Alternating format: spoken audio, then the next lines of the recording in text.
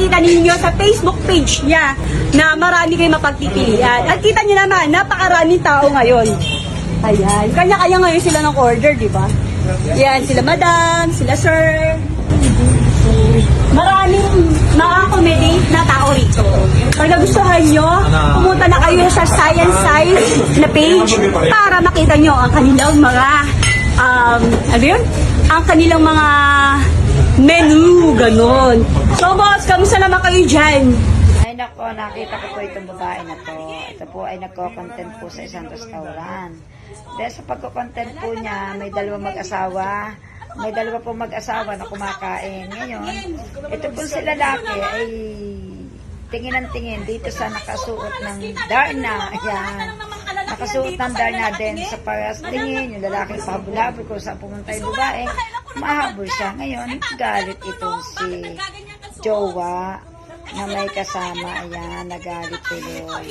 Noong nagalit na yon, ayan, nagpuputak na.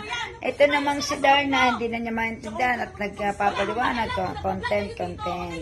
Ayan, nagko-content daw. Pagkatapos, ayun, hanggang sa, ayun nga, sobrang galit sa ng babae, ang asawa ang pinagdiskitan. Bakit daw ito ay tingin ng tingin. Ang hindi alam nitong babae, content creator nga ay nagbablog. Hindi, syempre, siguro sa kaalaman nitong babae, nagpapakyut or nagpapakita ng kalaswaan ang hindi siguro naintindihan. Kaya, guys, panoorin nyo po itong videos na ito at inyong tingnan kung ano po ba ang tama, kung alin ang mali. Kay Babay Ann Samantha Vlogger at sana po inyong panoorin ang video ito. At kung kayo po ay matututunan at para po hindi magkagulo, gumawa po tayo ng tama na karapat-dapat at tayo po ay magsuot ng maayos para naman po tayo ay hindi pagtinginan ng mga lalaki, lalo po sa publiko, kahit po tayo sa content creator, mali naman nga po. Okay, bye-bye. Thank you. I love you all.